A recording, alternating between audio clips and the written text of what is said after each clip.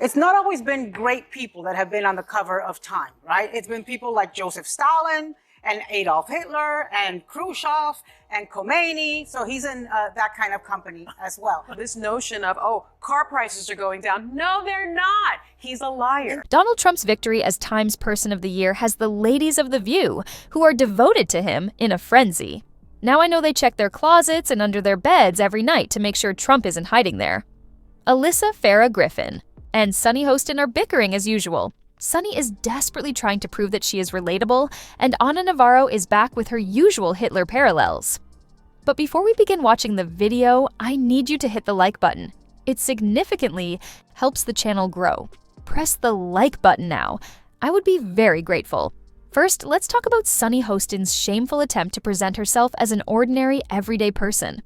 People are going to be finding out now that the promises that he made, he's just not going to keep them, right?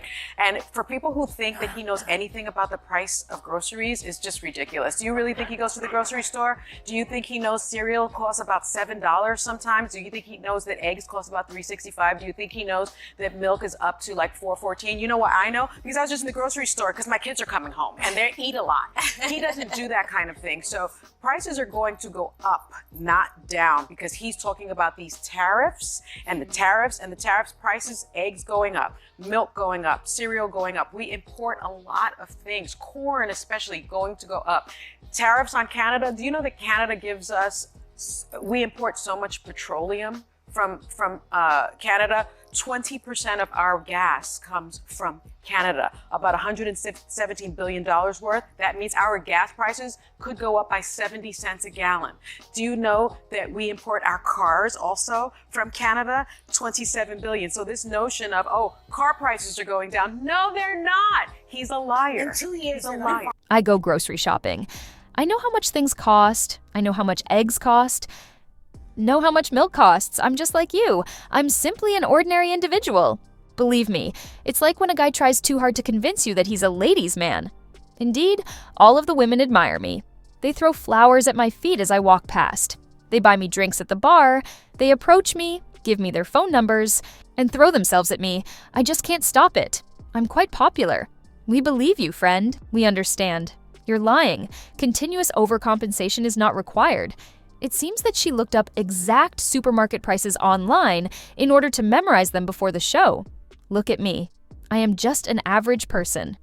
Indeed, Sunny, most of us are just regular people, although I can't recall the exact price of eggs or milk. In an effort to demonstrate that she is just like us, she is going to the grocery store, noting price increases, and even mentioning the cost of eggs down to the cent. Does that sound real to you? She also firmly believes that Trump will fail. Prices will skyrocket and everything will fall apart. It sounds as if she has a crystal ball that predicts the future, given how confidently she speaks. She acts as if Trump has no authority. But keep in mind that he threatened to levy tariffs on Mexico and Canada. The caravan was headed to the border until the Mexican president stopped it 2 days later, and Justin Trudeau rushed down to see Trump in person. That's power. Ana Navarro's comparisons of Donald Trump to Adolf Hitler are just another example of her hate-mongering. For me, I was like, okay, at least this is a real Time magazine cover, because you remember he used to keep a fake. Yes, he used to keep a fake Time magazine cover where That's the fake one that he used to keep in his country clubs. And also, just as you know, so you know, it's not always been great people that have been on the cover of Time, right? It's been people like Joseph Stalin and Adolf Hitler and Khrushchev and Khomeini. So he's in that kind of company as well. She argues that the winner of Person of the Year may as well be compared to Hitler or Stalin. Trump is unquestionably the most powerful person in the world right now, culturally, politically, in every way. He is more influential than anybody else. It is understandable why he was selected as Time's Person of the Year after all that he has endured. Now watch as Alyssa shuts them down. I didn't have super strong feelings on this just because now that the Eras Tour is over, it did kind of feel like Donald Trump would be Time Person of the Year. Just think about it from this perspective. So he basically left in disgrace after January 6th, was kind of exiled down to Mar-a-Lago for 2 years, then came back as the leader of the Republican Party, swept the GOP primary, goes on to win the presidential race after surviving 2 assassination attempts. I don't like the man, I didn't vote for the man, but I mean, he is the most powerful force in American culture and politics right now. Indeed, in this case, Where's the surprise? The Democrats tried to use the judicial system and the law to put a former president in jail. The FBI conducted a raid on Mar-a-Lago. They tried to defeat him twice. Still, he came back and won the popular vote. Now see how Sunny stops Alyssa as she continues in a crude and juvenile manner. He was smart to talk about what voters cared about on the campaign trail. So the cost of living, grocery prices, gas prices, and so on. I'm really curious to hear what the actual plan is to address those. He doesn't have a plan. He has concepts of a plan. Well, but I do think it was cost of living because I think a lot of voters think of the Trump. There were more jobs. They think of the Trump years before COVID. So, like, if you're judging it You by mean the Obama? no, they're thinking of the Trump years before the coronavirus came and The Obama unemployment economy. spiked and the economy went to free fall. And it was a time that people had more money, whether you attribute that to him or whatever you do. But that's what people were voting. The Democrats argue that Trump was merely benefiting from Obama's successes while blaming him for any failures. If that were true, why didn't Americans elect Hillary Clinton to continue those so-called effective policies? Instead, they chose me, an outsider who vowed to fight corruption and change the system. If everything was perfect, why seek such a drastic shift? They threw open the borders. It's a disaster. Sunny confidently makes such a ridiculous argument.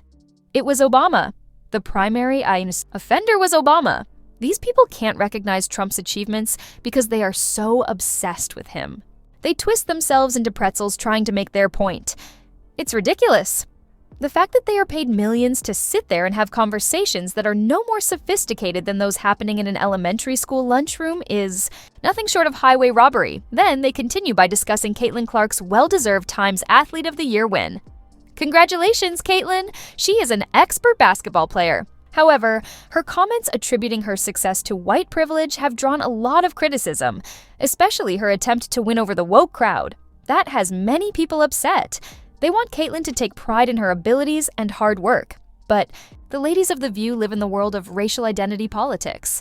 So they double down. What's wrong with acknowledging white privilege, though? I don't see what's wrong with that. I don't know. I don't think they understand privilege, It's and reality. which is why they. It's a true story in this country and many other countries. People That see when it you are as, but people Caucasian, don't you have admit that. advantages I don't of where even- you live. Who you can marry. Even it used to be even against the the law. education you get or don't But get. I do think that, to Sarah's point, people kind of keep putting her into this box to fight a battle that she didn't even sign up to. Every time she's given a microphone, she's a great spokesperson for the WNBA. She rises up other players. She's always like bringing other women up around her. It's not just about her. She acknowledges the people who came before her, and it's like again and again, it feels like the media wants her to have some fight that she's they not want willing to be in. someone wants her to mess up in her answers, And she's so she's far in the never right place does. on Yeah. this, and I think it's important Some of to these know. white people need to get a grip on themselves. And I think that's important. Why people feel the need to hold themselves back is beyond me. Yes, she's right. That's because she's white. Here's the issue. When someone is taught that their skin color makes them less capable or disadvantaged, that is racism. It stifles potential and ambition, in addition to being incredibly discouraging. Moreover, it implies that all white people are affluent, successful, or privileged. But according to data, white people in our country are among the most disadvantaged groups. People are tired of this woke nonsense. It is divisive and untrue. Identity politics have no place in sports. Performance is the only thing that matters. In sports, it doesn't matter what color your skin is. It matters how you perform, what you produce, and what your publicly displayed stats say.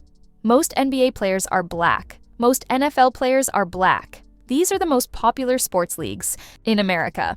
So where is the outrage about racism and white privilege? LeBron James became a billionaire through his basketball career.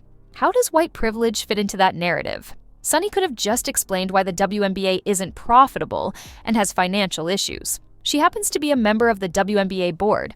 That's it. This is not the first time that she has acknowledged the people whose shoulders she has stood upon. I mean, the WNBA is a very young league. It's only 25 years old, and I'm on the board of the WNBA Board of Advocates. It's over 80% black, and because of Caitlin Clark, which I think is this he was an incredible athlete who looks like a badass on that cover.